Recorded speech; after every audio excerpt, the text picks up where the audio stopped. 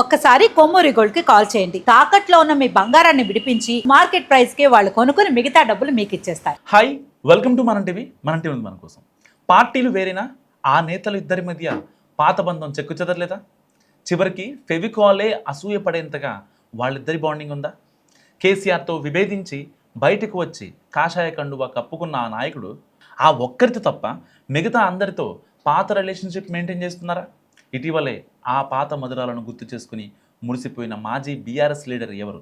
ఏంటి ఆ జ్ఞాపకాలు? రాజకీయ రంగంలో మాటలు తూటాలు పేల్చుకోవడం, విమర్శలకు పదును పెంచడం సహజం. అధికారం కోసం, సిద్ధాంతాల కోసం పార్టీలు మారవచ్చు.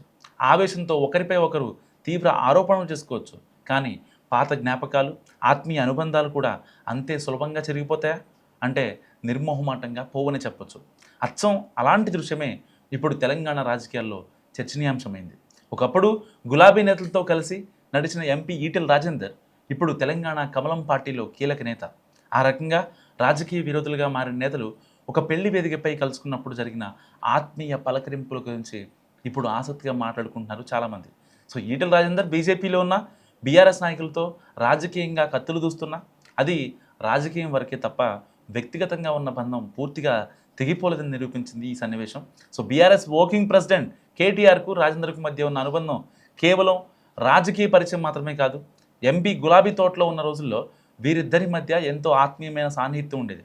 చివరికి ఈటెల పార్టీ వదిలి వెళ్ళడం కూడా కేటీఆర్కు ఇష్టం లేదని చెప్తారు చాలామంది.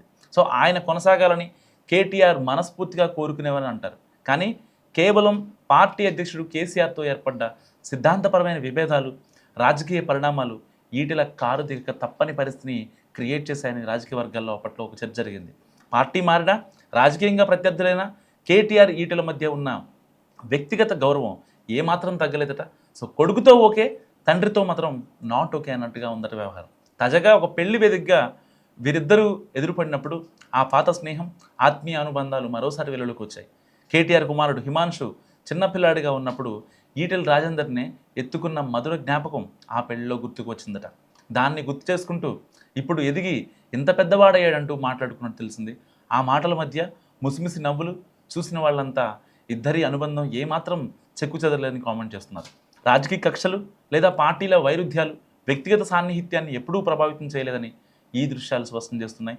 నిన్నటి సహచరులు నేటి ప్రత్యర్థులు అయినప్పటికీ పలకరింపులో ఉన్న ఆ ఆత్మీయత, నవ్వుల్లో ఉన్న సహజత్వం రాజకీయాల్లో ఇంకా మానవత్వం బతికే ఉందని చాటి చెప్పాయి. సో ఏది ఏమైనా రాజకీయ పోరు వేదికపైనే ఉండాలి, వ్యక్తిగత బంధాలు మాత్రం అలాగే పదిలంగా ఉండాలని ఈ ఘటన మరోసారి నిరూపించింది.